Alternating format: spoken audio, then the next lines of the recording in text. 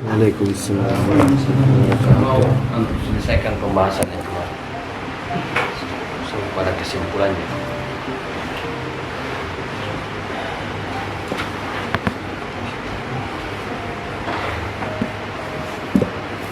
Tolong dibaca ya, lanjutan kemarin. Harus diingat bahwa bagi Mughazadra wujud adalah yang utama, sedangkan kualitas adalah yang kedua. Kualitas adalah apa yang disebut oleh Ibnu Arabi sebagai entitas tetap, di mana sifat tetap itu adalah karena memang entitasnya tidak pernah berubah. Yang berubah hanyalah wujud formal, yakni melalui proses penguatan maupun pelemahan. Tingkatan-tingkatan persepsi dibedakan berdasarkan kekuatan dan kelemahan wujud formal ini. Di dalam istilah Mughazadra, wujud sempurna adalah hanya ketika ia mencapai tingkatan akal sederhana yang benar-benar terlepas dari alam fisik dan kuantitas. Iya. Jadi kalau kita bilang kuat lemah itu, aktualitas akal itu, wujud mental ini adalah posisi aktual, dan aktual itu apa? Akal sederhana. Ya? Akal sederhana itu nanti jatuh pada akal perbuatan, ya. Ini kan realitas kan? Akal dalam perbuatan itu sederhana, stabil itu. Lanjut. Dan ia telah menjadi semua objek akal dalam segala sesuatu. Sedemikian sehingga ia lebih kuat dan lebih sempurna dan segala sesuatu Dalam diri, berarti dalam jiwa, ya. Akal sederhana itu adalah akal aktual pada jiwa. Itu kekuatannya sangat kuat karena dia memang terlepas dari bentuk fisik dan kuantitas. Kuantitas ini kan bahasa kategori-kategori, ya, bahasa logika. Itu kemudian terlepas. Kalau dalam struktur pahaman logika itu ada tangga pahaman. Tangga pahaman itu yang paling di atas itu disebut dengan wujud, dan itu adalah kesederhanaan. Dan di bawah itu substansi, aksiden, kemudian dibagi ke bawah benda mati, benda hidup, kemudian terus. Itu namanya terurai, ya. Jadi akal-akal yang sifatnya kuantitas adalah akal-akal yang terurai. Sedangkan akal sederhana itu tidak terurai. Itu disebut dengan jiwa yang aktual adalah jiwa yang sudah tidak terurai lagi. Itu jiwa yang betul-betul tunggal. Dia bukan lagi majemuk. Tapi kalau dalam makna majemuk itu pasti terurai. Ini kuantitas, ini kuantitas ini dibagi terus, akal uraian. Tapi kalau dalam aktualitas jiwa itu akal sederhana. Dan wujud akal sederhana itu dalam kekuatannya itu dalam perbuatan. Dia mensyaratkan perbuatan. Ini adalah aktual pada jiwa. Ada jiwa sederhana. Misalnya orang mengatakan apa itu wujud? Ada, ya. Itu akal sederhana itu.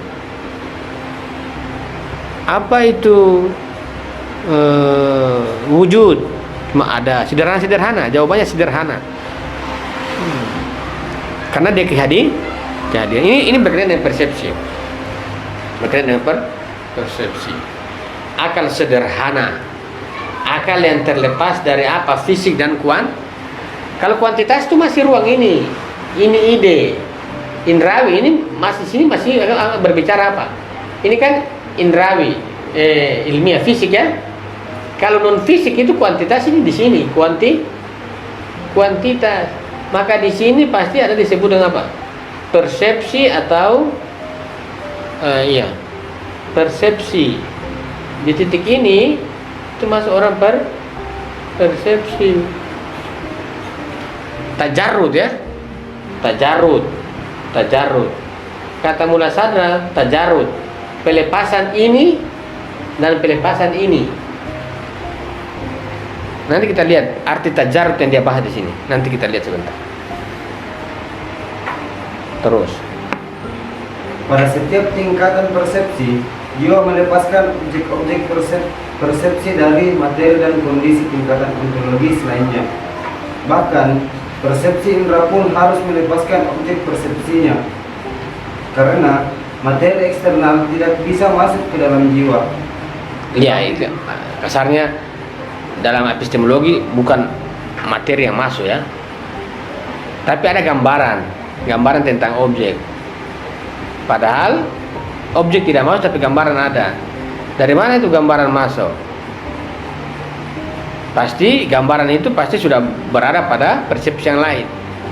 Tapi persepsi itu bisa dimasuki dalam gambaran-gambaran yang berbeda dengan objek, itu pasti sudah melepaskan. Di mana indera berhubungan dengan objek kemudian terpisah dengan objek, kan itu berarti terlepas dengan objek kemudian ada gambaran. Itu jadi setiap tingkatan persepsi, tingkatan persepsi, indera, imaji itu pasti ada tingkatan pelepasan sejak awal, pelepasan tajarut objek dan lain sebagainya. Nah, kita lihat terus sampai pada tajarut yang paling tinggi. Tetapi ketika jiwa melepaskan objek-objek persepsinya, maka pada saat yang sama jiwa pun akan terlepas dari kondisi-kondisi alam yang lebih rendah.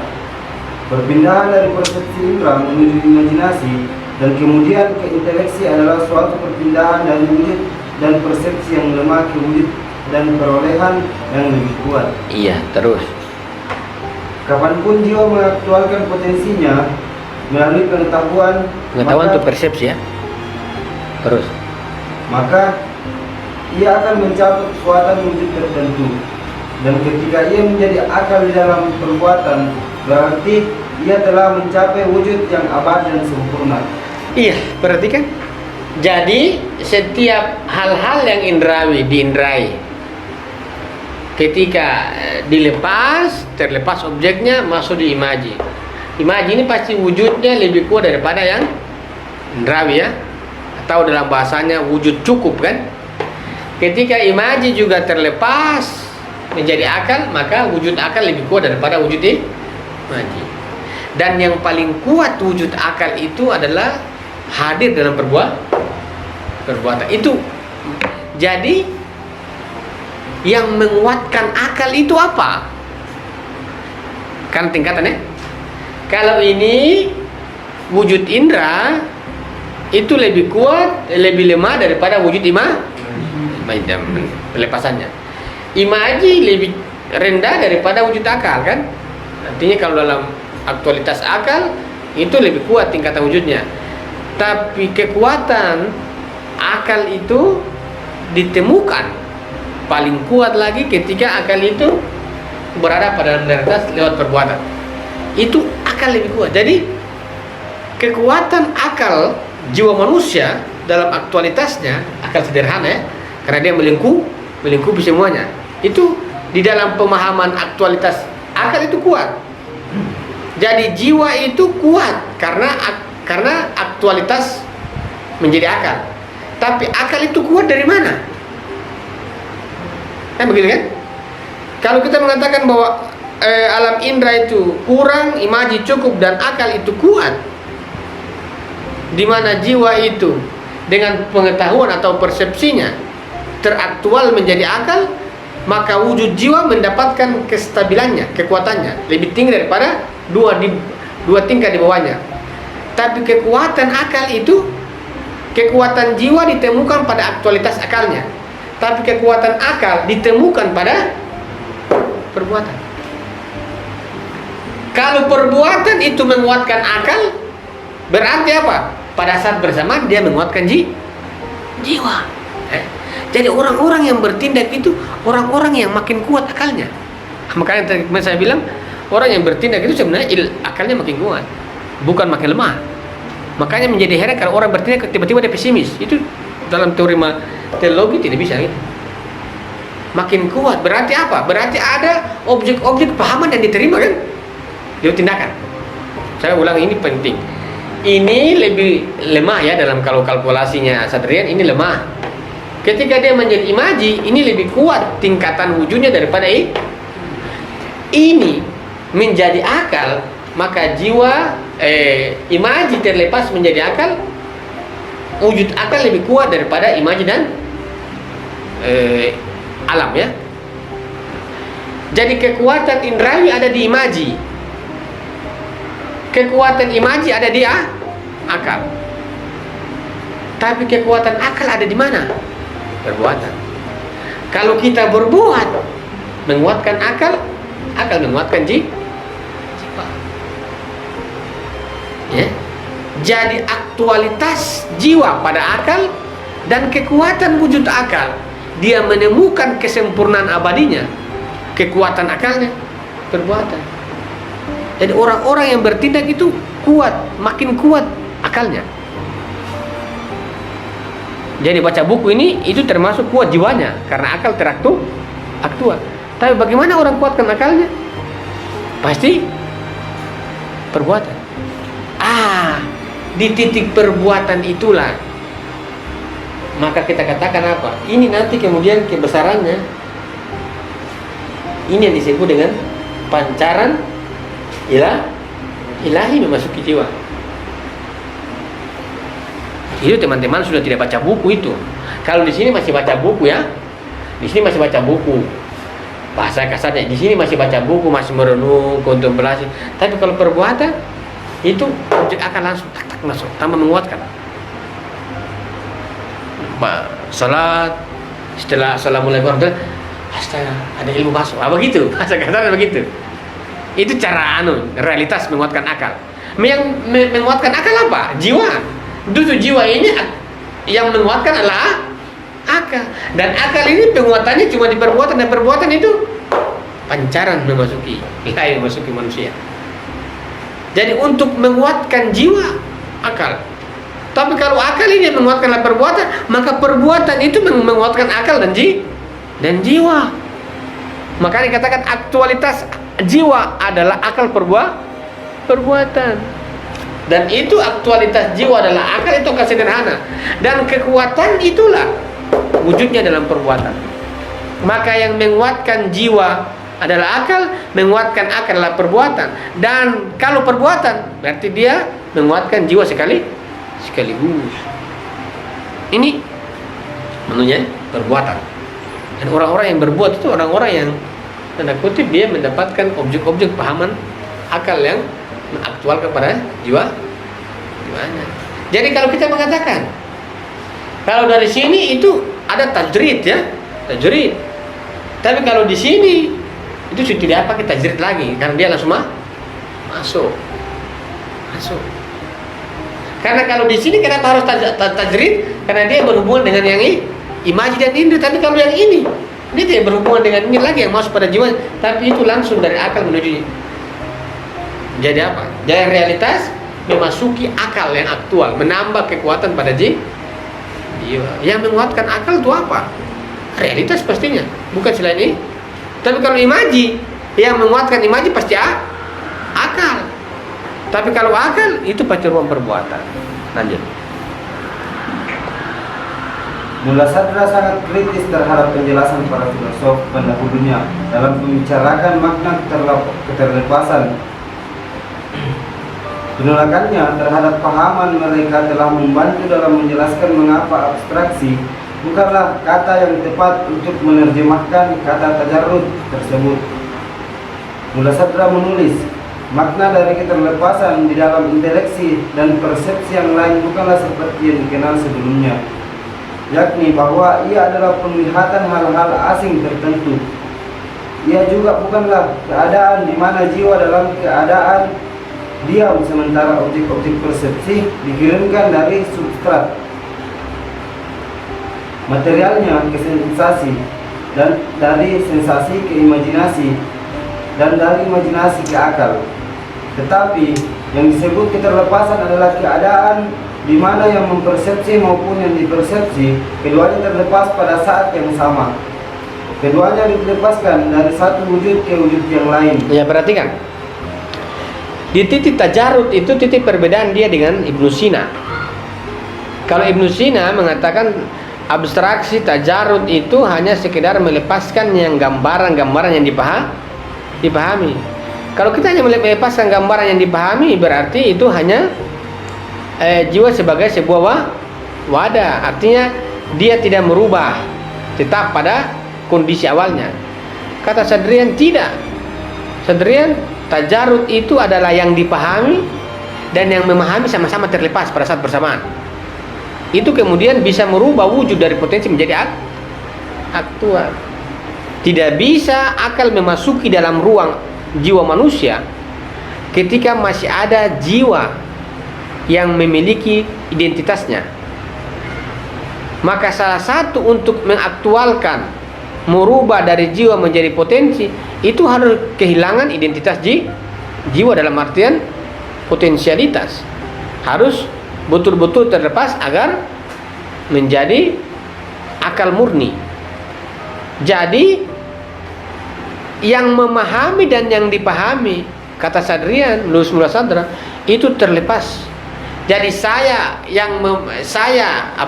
gambaran di jiwa saya yang saya pahami, dan saya sendiri sebagai subjek yang memahami gambaran itu sama-sama terlepas, sama-sama tajrid. Jadi kalau persepsi ini, ya, persepsi ini dia mentajrid gambaran, di saat bersamaan persepsi sendiri juga tertajrid. Gitu. Persepsi ini kan terjadi pada jiwa sebagai subjek yang memahami ide-ide. Pada saat bersamaan persepsi juga sebagai subjek yang memahami yang gambaran itu juga tertajrid, tertajarud bersama.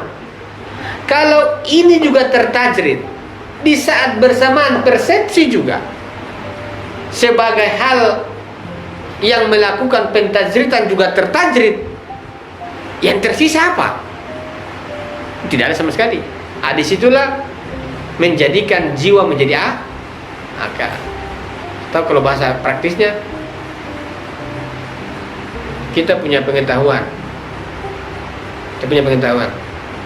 gambaran, ya, kita lepas itu, tapi masih ada individu yang memahami, itu juga belum bisa memasuki ruang akal. Kalau bahasa kasarnya masih ada ego. Bagaimana akal mau masuk kalau masih ada ego? Masih kita merasa bahwa kita mengetahui. Kita mengetahui gambaran sudah kita lepas, tapi kita mengetahui gambaran itu juga kita harus lepaskan. Memang kita harus bodoh sejati. Kita kata bahasanya, kita memang betul-betul sampai pada wujud ketidaktahuan baru menjadi memahami akal menjadi nyata pada diri manusia. Jadi kita memahami gambaran, tapi kita sendiri harus mentajrid, kita yang memahami dan yang dipahami sama-sama tertajrid. Artinya bahwa wujud jiwa manusia itu pada puncaknya bodoh. Bodoh itu apa? Murni bahwa kalau kata dia tidak tahu, dia tahu bahwa dia tidak tahu. Itu cara untuk menjadikan jiwa itu menjadi aktual pada jiwa manusia. Jadi kita yang memahami sesuatu, tapi yang kita pahami kita bisa melepaskan. Tapi kita sendiri sebagai orang yang berpengetahuan itu juga kita harus melepaskan. Jadi saya memahami gambaran, gambaran yang saya pahami pada jiwa saya, dan jiwa saya yang memahami gambaran itu sama-sama harus terlepas. Maka tajarud itu bukan sekedar menerima gambaran sebagai wujud yang diam di dalam, tapi tajarud itu adalah sebuah keaktifan pada jiwa sampai dia meninggalkan dirinya sendiri. Tajarud, dia meninggalkan jiwanya sebagai subjek yang memahami terhadap apa yang dia pahami, sama-sama tertajrid. Jadi tajrid itu melepaskan subjek yang memahami dan yang dipahami. Di situ ranah akal atau jiwa merubah wujud dari wujud potensi menjadi aktual, ya. Itu kekuatan tajrid yang sangat kuat. Artinya individu yang memahami pun kosong di dalam pemahamannya. Kalau bahasa kasarnya itu, ya, makin belajar makin hari makin bodoh, begitu. Bukan tambah pintar, makin hari makin bodoh. Kalau masih merasa kita mengetahui, berarti belum ada tertajrid, berarti Kalau kita masih merasa mengetahui, berarti yang kita tahu itu adalah bahasa-bahasa waham atau bahasa-bahasa alam. Karena gelas, masih kan? Tapi di balik gelas itu kita bisa temukan kecuali melepaskan semua unsur pemahaman yang ada pada kita terkait dengan sesuatu. Dan kita sendiri yang memahami juga harus melepaskan diri sendiri. Bahasa praktisnya ego harus dilepas. Karena kalau akal mau masuk itu harus tidak ada ego. Bagaimana Tuhan mau memberikan pengetahuan pada jiwa manusia kalau masih ada ego, masih ada merasa tahu dan baik, tidak bisa masuk. Bahasa praktisnya begitu. Bahasa pengetahuannya itu lepas. Lanjut. Keduanya dikirimkan dari satu keadaan menuju keadaan yang lain, dan dari satu alam ke alam yang lain, sampai akhirnya jiwa di dalam aktualnya telah menjadi akal dan melakukan inteleksi dan objek pahaman akal, yang sebelumnya jiwa hanya berada dalam potensinya sebelum ia teraktualkan. Ya, terus. Berbeda dengan apa yang diajarkan oleh filosof sebelumnya, keterlepasan bukan berarti penolakan terhadap eksistensi fisik, karena realitas esensial fisik adalah wujud formal, bukan materi. Jika jiwa semakin kuat, maka semakin kuat pula bentuk inteleksi fisik dan wujudnya. Mula Sadra mengatakan, di antara beberapa hal yang harus diketahui adalah bahwa di dunia ini manusia adalah gabungan antara jiwa dan fisik. Kedua bagian ini walaupun berbeda dalam derajatnya, namun keduanya adalah dua wujud yang mengada melalui satu wujud. Perumpamaannya adalah bahwa kedua bagian ini seperti sesuatu yang mempunyai dua sisi. Salah satu dari sisi itu mengalami perubahan dan kematian. Itu pasti fisik ya. Terus. Dia mirip dengan cabang, sementara sisi yang lain adalah sisi yang tetap dan hidup. Dia menyerupai akar. Semakin sempurna jiwa di dalam wujudnya, maka fisik juga akan semakin halus dan jernih. Fisik tersebut akan semakin kuat dalam hubungannya dengan jiwa, dan penyatuan antara keduanya akan semakin kuat pula. Akhirnya, ketika wujud akal sudah menjadi aktual, keduanya sudah tidak menjadi perbedaan sama sekali. Iya, dalam perbuatan itu pastinya. Kalau akal sudah menjadi aktual, wujud akal menjadi aktual, nanti kan wujud jiwa menjadi aktual itu akal. Tapi kalau wujud akal menjadi aktual itu perbuatan antara fisik dan akal dalam perbuatan itu tidak bisa dibedakan. Jadi kalau misalnya bahasa kasarnya, orang-orang yang berakal dalam perbuatannya itu tindakan fisiknya itu tindakan akal. Kalau bahasa anunya, sedangkan bahasa akal kan bahasa wujud ya, ilahi, wujud, tidak ada pengaruh-pengaruh berarti kan akal itu bahasanya, akal objek pahaman itu adalah murni, tidak ada unsur materi, non materi kan akal itu. Ketika teraktual dalam realitas ini antara fisik dan jiwa itu, dalam diri realitas itu jiwa dan fisik itu adalah dua hal ya. Pikiran kita kan begitu. Tapi dalam aktualitas jiwa, di mana jiwa teraktual menjadi akal dan akal itu menemukan wujudnya pada perbuatan, antara fisik dan materi tidak lagi dibedakan. Sedangkan bahasa akal itu adalah bahasa non materi. Maka tindakan akal, tindakan fisik itu tindakan akal. Dalam kasus analogi misalnya di mana jiwa akal dapat wujudnya dalam realitas perbuatan, itu kalau kita minum teh, itu bukan kita yang minum teh, tapi Tuhan yang minum teh. Begitu bahasa kasarnya. Kita yang melempar bukan Tuhan, bukan kita yang melempar, tapi Tuhan yang melempar. Itu antara fisik dan akal tidak bisa dibedakan dengan perbuatan. Artinya fisik dia sudah terkontrol oleh bahasa akal.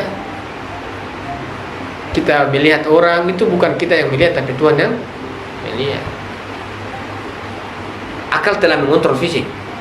Bukan berarti bahwa melepaskan fisik itu, melepaskan materi itu bukan berarti bahwa tidak mengakui ya. Namanya kalau saya melepaskan sesuatu itu bukan saya tidak akui dia. Saya akui, cuma saya lepaskan. Artinya saya melepaskan dia dari kontrol saya atau dari kontrol dia. Saya sudah melepaskan dia dari diri saya. Berarti saya sudah melepaskan pengaruh dia dari saya. Tidak ada lagi kontrol dia terhadap saya melepaskan. Dalam aktualitas jiwa itu akal, dan wujud akal itu ditemukan pada perbuatan itu antara jiwa dan raga tidak lagi terpisah. Apa yang dikatakan, apa yang dilakukan oleh raga itu akal. Apa yang dikatakan akal itu raga melakukannya. Makanya kita bisa katakan dalam artian di sini dia mengatakan bahwa alam itu adalah fisik itu, materi itu adalah fisik kematian kan? Mati. Sedangkan yang hidup adalah akal. Yang mengalami kematian itu adalah bahasa fisik dengan jiwa karena terpisah. Itu disebut dengan mati alamiah. Tapi dalam filosofi itu sangat sulit ditemukan arti kematian. Tapi kalau kita mau artikan bahwa mati itu adalah keterlepasan jiwa dan tubuh, maka dalam teologi persepsi yang dimaksud dengan mati itu apa? Pelepasan secara totalitas pengaruh materi. Kalau secara begini tapang-tapang kita mati saja, tidak usah dipikir-pikir, kita mati akan dalam waktu berapa tahun ke depan. Itu disebut dengan mati alami, fisik ya. Tapi dalam persepsi itu mati, kalau bisa kita mati sebelum dimatikan, dan itu adalah makna akal. Keterlepasan dari pengaruh segala dominan, disebut dengan apa? Mutu kabla mutu, mati sebelum mati. Itu akal. Kalau teman-teman hijrah mengatakan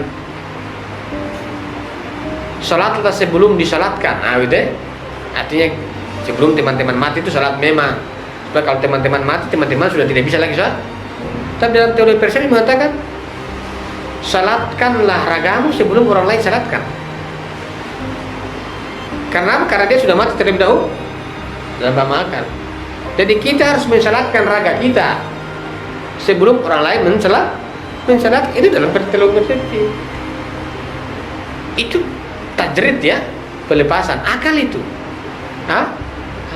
Dari mana kita tahu bahwa kita terlepas dari akal? Di mana tindakan-tindakan lahiriah itu mengikuti bahasa akal, dan bahasa akal itu bahasa non materi. Kita melihat tapi bukan kita melihat, Tuhan melihat. Kita salat saja, itu bukan kita yang salat tapi Tuhan yang salat. Maka Tuhan yang menyembah Tuhan, bukan selain Tuhan menyembah Tuhan. Itu dalam bahasa persepsi. Maka dalam hadis mengatakan ketika Nabi duduk di masjid, ada orang salat dan ada orang tidur. Kemudian dikatakan Nabi, iblis itu takut sama orang yang tidur daripada orang yang salat. Kenapa bisa begitu? Bagaimana orang salat, iblis suka mengganggu dia daripada orang yang tidur. Nah, bayangkan. Artinya orang salat itu bukan Tuhan yang salat, tapi dia yang salat. Berarti ada sebuah ketidaklepasan pada jiwanya menghadap Tuhan. Ada sebuah tidak terjadi apa? Penyatuan dalam artian antara tindakan dia fisik itu yang turun temurun itu dengan jiwanya, akalnya tidak terjadi penyatuan. Ittihadul akil wa kita salat, fisik kita yang turun naik, tapi jiwa kita tidak dalam ketundukan. Itu berarti apa? Terpisah. Itu berarti tidak terjadi sebuah penyatuan jiwa dan raga pada realitas, pada perbuatan. Tapi makna persepsi itu begitu. Jiwa yang aktual dan akal menemukan wujudnya pada perbuatan. Penyatuan lahir dan batin tidak bisa dibenarkan. Dan itu adalah kekuatan pada diri manusia.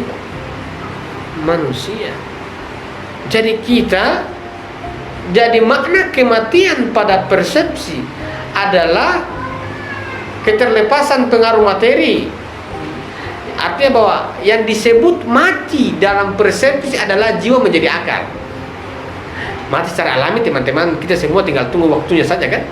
Tapi ini kita harus mati sebelum dimatikan. sebelum dimatikan. Kalau kita mati, kalau kita hanya menunggu kematian kita dalam makna materi, itu pasti mati. Matinya hewan kan? Hewan itu juga mati begitu. Binatang-binatang semua mati begitu. Tapi matinya manusia adalah mendahului kematian alaminya. Itu disebut dengan kematian persepsi. Itu disebut dengan apa? Keterlepasan persepsi tajarrud secara materi, agar dirinya dalam kehidupannya sama sekali tidak terganggu dengan hal-hal dalam kehidupannya. Kalau sudah itu, dalam tindakan kita pasti tindakan yang paling menguat, meningkatkan kekuatan wujud akal pada jiwa. Itu larut dalam perbuatan, akal perbuatan, di mana perbuatan menguatkan akal, dan itu kekuatan pada jiwa manusia. Mutu qabla mutu, mati sebelum mati. Salatlah sebelum disalatkan, atau bahasanya kita harus mensalati raga kita sebelum orang lain mensalatkan. Kan terpisah kan berarti?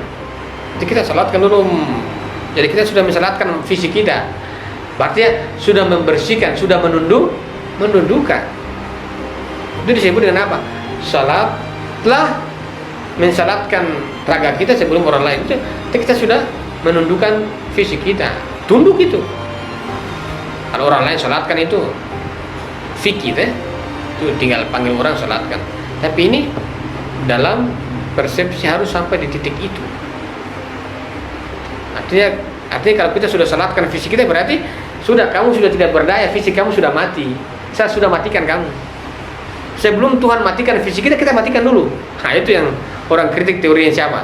Siti Jenar kan? Padahal itu sangat dalam persepsi saja. Kalau saya sudah mensalatkan raga saya, sudah selesai itu berarti. Raga saya sudah tidak lagi mengontrol saya. Itu disebut dengan mensalatkan diri sebelum disalatkan orang lain. Mati sebelum kan begitu. Artinya sudah lagi berbuat apa?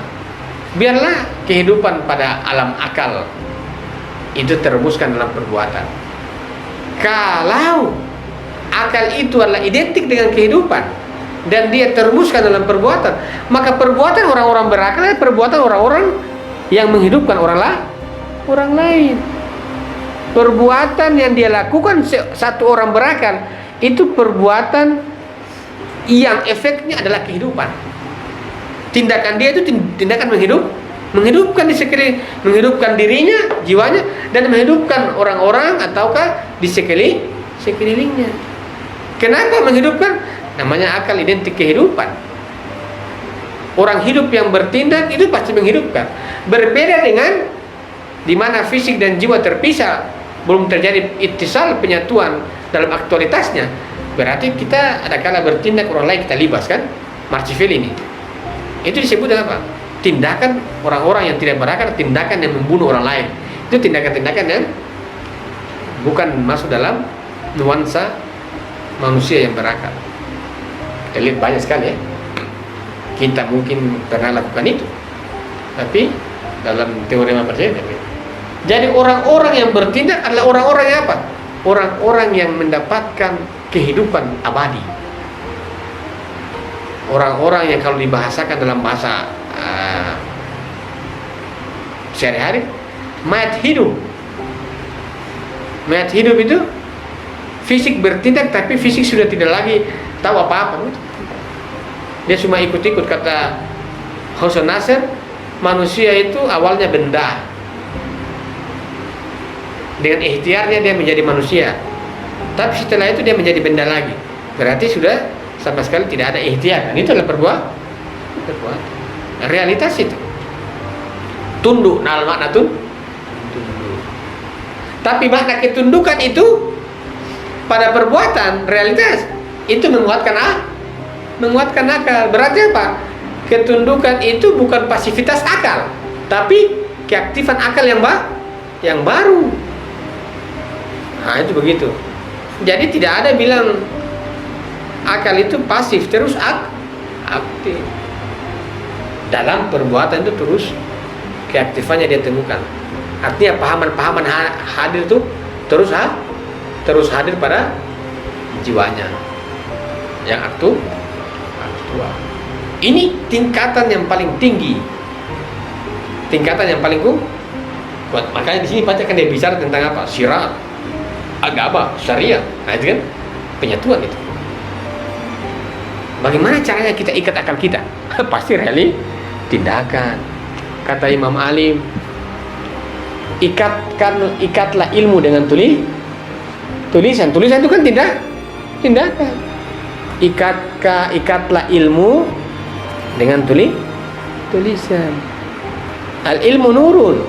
Ilmu yang tidak diamalkan, artinya ilmu itu harus diikat dengan amal. Itu kan, diikat kan? Ikat. Kalau jiwa mengikat ini, tapi bagaimana cara mengikat? Bagaimana cara mengikat akal? Dengan perbuatan. Bagaimana cara mengikat ilmu? Dengan tindakan, menulis. Nah, kira-kira begitu. Lanjut. Masalah ini berbeda dengan anggapan umum bahwa ketika jiwa dari wujud duniawi ini berubah menjadi wujud ukhrawi, maka jiwa akan keluar dari fisik dan seolah-olah fisik itu menjadi telanjang tempat pakaian. Mereka menganggap seperti itu karena mengira bahwa tubuh fisik yang diatur secara bebas oleh jiwa melalui suatu pengaturan esensial dan suatu aktivitas bebas primer hanyalah daging mati yang akan dibuang setelah kematian. Namun sesungguhnya tidak demikian adanya. Yang benar adalah bahwa daging mati ini justru berada di luar dari substrat aktivitas bebas dan pengaturan jiwa tadi. Tubuh fisik ini mirip dengan suatu beban yang ampas yang merupakan hasil aktivitas alam seperti kotoran dan sejenisnya. Atau tubuh fisik mirip dengan rambut, bulu binatang, tanduk, dan kuku yang muncul secara eksternal melalui proses alam untuk fungsi-fungsi eksternal pula. Ia mirip dengan rumah. Manusia membangun suatu rumah bukan karena wujudnya, tetapi hanya untuk menahan panas dan dingin. Dan untuk hal ini yang tampaknya tidak mungkin hidup di dunia ini, tetapi kehidupan manusia sendiri bukanlah hal di rumah tersebut. Iya, artinya kalau orang mengatakan bahwa jiwa itu akan keluar dari fisik seolah-olah fisik menjadi telanjang tanpa jiwa. Kata Mullah Sadra, tidak demikian adanya. Pemaknaan begitu tidak begitu. Pemaknaannya itu fisik itu daging mati di luar substrat, itu di luar substansi, aktivitas bebas dan pengaturan jiwa. Tubuh fisik ini mirip dengan beban, ampas, kotoran jenisnya, mirip dengan rambut, bulu binatang, tanduk. Ini fisik ya, fisik. Mirip dengan rumah. Artinya fisik ini hanya pelindung saja, pelindung bagi jiwa. Sinar matahari, begitu kan? Itu hanya pelindung bagi jiwa manusia. Tapi jiwa manusia bukan hanya sekedar itu, dia mau keluar dalam artian melanjutkan kehidupan. Dia tidak berdiam diri di tubuh fisik, dan dia terus meningkatkan derajat kualitasnya sehingga dia tidak kalau rumah, kita dalam rumah kan berarti rumah kuasai kita ya, sehingga kita rumah yang melindungi kita. Tapi kalau bahasa Sadrian itu dia mentajarrud jiwanya agar kehidupan itu tidak sekedar tinggal di rumah, tapi dia mau keluar meninggalkan rumah itu. Nah, itu kehidupan. Jadi bukan tinggal di rumah. Rumah itu adalah hanya sekedar fungsi-fungsi fisik, melindungi. Tapi untuk menjadikan kehidupan yang sebenarnya itu harus kita meninggalkan rumah kita, dalam artian kita tidak berhenti dalam fungsi-fungsi rumah sebagai tempat tinggal, tapi kita harus keluar, melepaskan rumah itu untuk sampai pada sebuah kehidupan yang lebih, tidak berdiam di rumah hanya sekedar beristirahat, iya, tapi habis itu terus melakukan perjalanan. Jangan jadikan rumah atau materi itu sebagai, kalau kata Mutahari, keraguan itu bagus, tapi jangan dijadikan rumah, tempat tinggal. Nah, fisik itu tempat tinggal sementara untuk tujuan yang lebih. Maka kita akan meninggalkan fisik itu. Kita akan meninggalkan. Tapi dalam realitas perbuatan, rumah itu perlu dihidupkan oleh apa? Oleh jiwa-jiwa yang aktual. Maka kalau jiwa yang aktual itu pasti fisiknya lebih sensitif. Contohnya misalnya, bagaimana kita contohkan misalnya bagaimana jiwa aktual itu sensitif. Misalnya, kalau teman-teman punya pemahaman kesehatan yang kuat, contoh ini pemahaman material aja, kesehatan yang kuat, itu teman-teman makan yang micin-micin juga takut-takut. Itu artinya sensitivitas jiwa itu berpengaruh pada kehati-hatian fisik. Kita makan makanan minyak-minyak, sekali minyaknya, itu artinya kehidupan bagi jiwa yang teraktual itu bisa mempengaruhkan kehalusan pada fisik. Yang dulunya libas sembarang, tapi karena ada kematangan aktualitas akal kita, jadi kemudian fisik dipengaruhi. Pengaruhi. Jadi kita makan hati-hati. Lidah kita juga makin sensitif. Ini banyak sekali garamnya kan? Oh, itu mulai dikurangi. Itu namanya sensitivitas pada fisik. Maka fisik itu akan menjadi halus. Makin menghaluskan fisik ketika akal itu makin mentajarrub. Jadi kalau kita analogi dalam rumah, ketika fisik jiwa itu menemukan kehidupannya, maka arti rumah sebagai pelindung itu dipindahkan dalam makna menghasilkan kehidupan baru. Kalau orang menjadikan rumah itu sebagai tempat tinggal semata-mata, berarti itu materialisme dalam artian dominasi. Tapi kalau kehidupan jiwa yang aktual, rumah itu menjadi wadah untuk kehidupan baru. Ini bahasa dalam proses pentajarrutan jiwa manusia itu harus melepaskan apa yang kita pahami, dan yang memahami harus terlepas untuk posisi akal. Maka jiwa yang aktual adalah jiwa yang terlepas secara totalitas, apa-apa yang dipahami dan yang memahami terlepas, sehingga modalitas jiwa, kapasitas jiwa, potensi jiwa benar-benar teraktual menjadi akal. Kalau sudah teraktual, maka wujud akal dalam penguatan akal dan penguatan pada jiwanya itu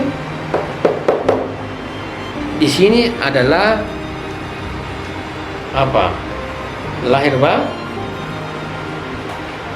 batin. Perbuatan lahir itulah perbuatan batin. Kata Sayyidina Ali, lahirnya sesuatu adalah batinnya sesuatu. Batinnya sesuatu adalah lahirnya sesuatu. Itu kira-kira dalam perbuatan itu. Jadi orang-orang yang bertindak itu adalah batinnya. Orang-orang yang jadi batinnya itu nampak pada lahir, dan lahir itu mencerminkan batinnya. Itu tidak berbeda dengan korupsi.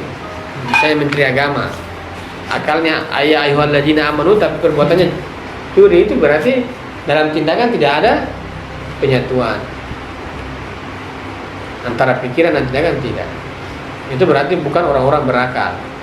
Karena tindakan orang-orang berakal adalah tindakan kehidupan, tindakan eskatologi kalau bahasanya, kalau dia mau tarik dari eskatologi. Tindakan yang menghidupkan orang-orang yang hidup, yang bertindak. Jadi kalau kita bilang jiwa yang aktual dalam perbuatan, itu adalah jiwa-jiwa yang hidup, yang bertindak.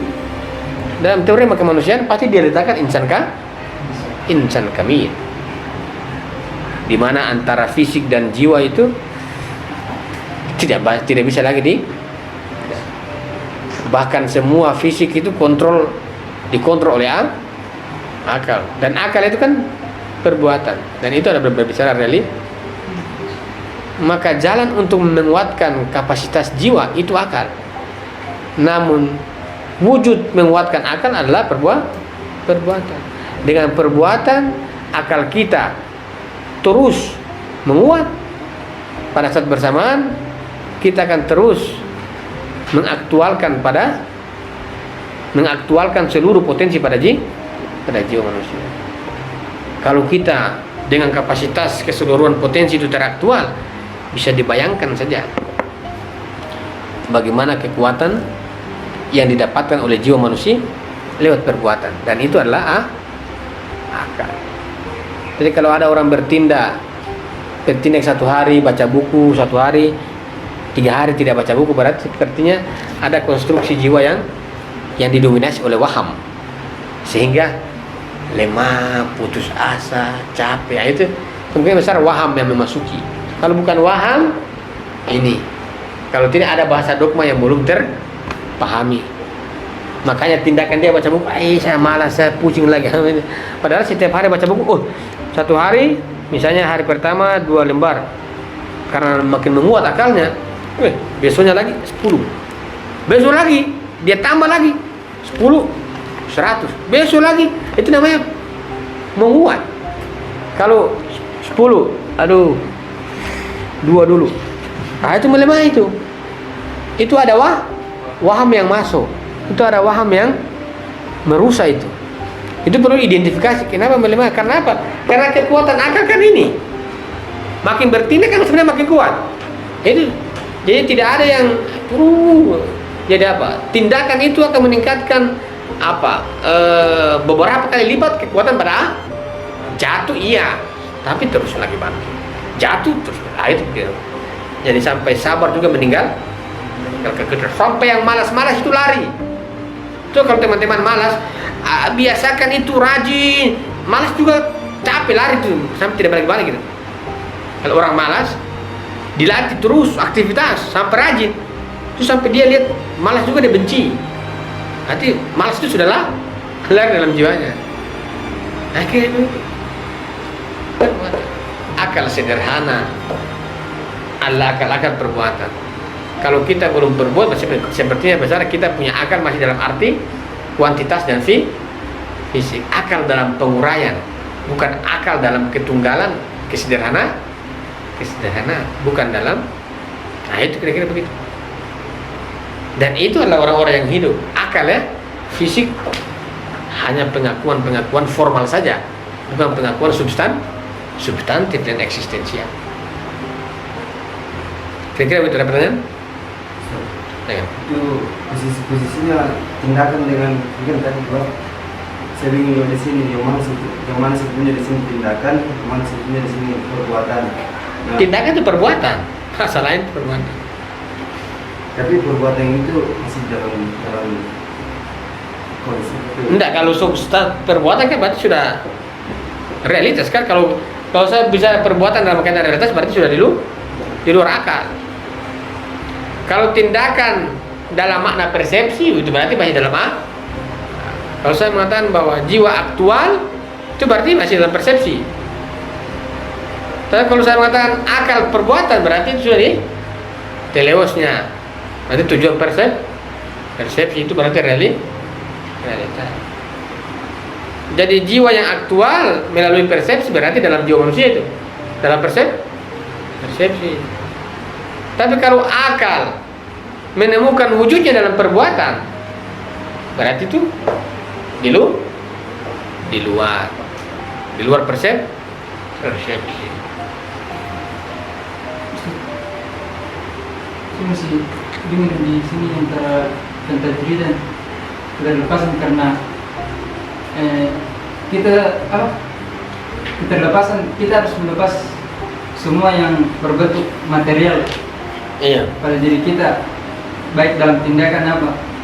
Tetapi ketika akal teraktual menjadi tindakan dan pada tindakan kita itu murni akal yang bertindak di situ, Ustaz. Lalu bagaimana begitu keterlepasan materi pada realitas? Karena pada saat akal yang teraktual menjadi tindakan, kita masih dibenturkan oleh hal-hal yang material. Iya. Bahkan ketika Arti keterlepasan itu artinya bahwa kita tidak lagi didominasi. Bukan berarti kita buka tubuh kemudian kita lepas begitu. Tidak begitu. Artinya bahwa keterlepasan itu tidak lagi didominasi oleh unsur-unsur materi dalam tindakan manusia. Ini kalau kita bertindak masih ada hasrat, nafsu kan?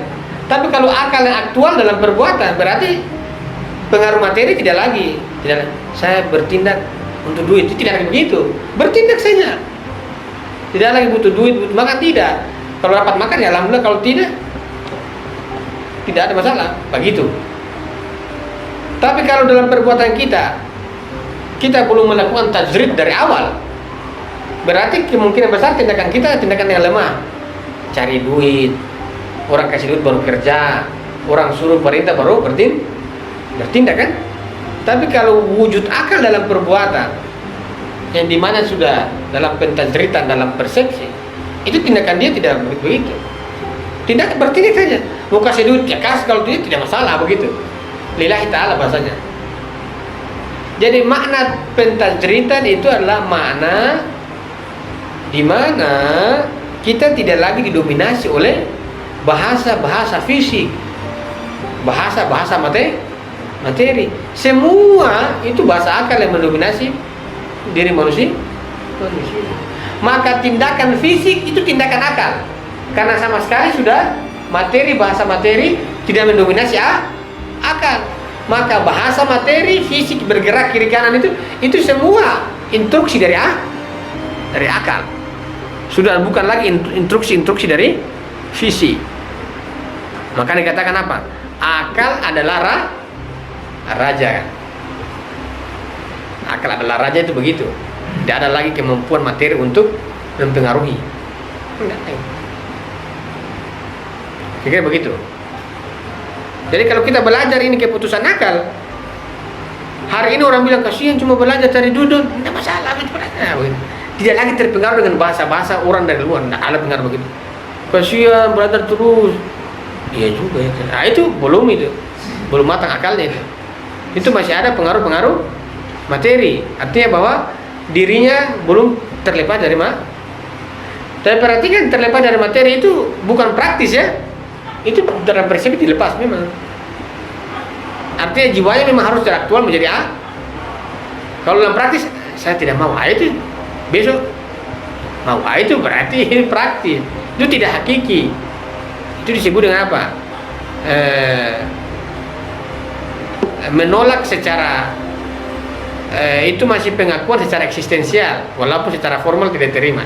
Tapi kalau dalam persepsi mengakui wujud formalnya bahwa memang masih ada kaitannya, tapi bukan dalam arti mendominasi. Dia sudah menolak secara eksistensial, ini tidak perlu. Tapi sebagai formal dia mengakui bahwa memang ini ada. Dia mengakui ya. Mengakui, makan dia makan. Nabi itu tidak pernah makan. Dia makan, Nabi itu. Minum air. Tapi kalau tidak ada air, dia tidak minum. Nah, begitu. Kita ini minum air. Tidak ada air kita cari. Kalau Nabi, kalau ada air minum, kalau tidak ada, sudah. Itu namanya orang-orang yang sempurna akalnya, yang tidak lagi bergantung pada hal-hal Kalau ada makanan kita makan, kalau tidak ada makanan, ya sudah. Nah, contoh kalau santri itu, kalau ada ikan makan, kalau cuma tempe, nah itu berarti belum terlepas, belum tajarrud itu. Makan kecuali keinginan, itu berarti belum tajarrud. Tempe berarti belum perbuatannya berarti perbuatan yang tidak menguatkan akal. Yang ada perbuatannya maka sedikit tambah. Itu namanya perbuatan menguatkan insting, nafsu. Maka sedikit tambah lagi. Enak lagi apa begitu? Akalnya tidak kuat. Kalau akalnya kuat maka sedikit sudah cukup. Dia hanya makan. Enak. Oh ya habis makan tidur. Ya kan? Kira-kira begitu. Itu adalah akal yang lemah. Itu bayang-bayang, murni waham itu. Itu perlu cross check pemahaman. Cari informasi prima kemudian analisis ulang untuk mentajarrudkan dia, melepaskan dia perbuatan. Jadi kita bisa mengatakan bagaimana caranya kita bisa menemukan aktualitas jiwa pada persepsi, mengaktualkan akal ya, dan akal itu kuatannya di perbuatan. Berarti bagaimana cara mengaktualkan jiwa pada akal pada jiwa? Ini perbuatan saja. Karena jiwa ini kuat karena teraktual dan akal ini kuat karena perbuatan, maka bertindak saja biar akal itu masuk pada jiwa dengan usaha semampu yang kita lakukan. Sekali-kali amalan lah, biar kandungan materi itu sekali putus. Perbuatan. Ada imajinatif dilakukan. Tapi ada ini karena ini menurunkan akal masuk di jiwa. Menurunkan akal ke jiwa kan? Itu kan anugerah, karunia, perbuatan. Kalau perbuatan dilakukan maka akal akan terdorong masuk. Maka dengan persepsi dan perbuatan akal itu makin masuk terus begitu. Makin kuat di jiwa kita. Itu perlu di sekian. Assalamualaikum.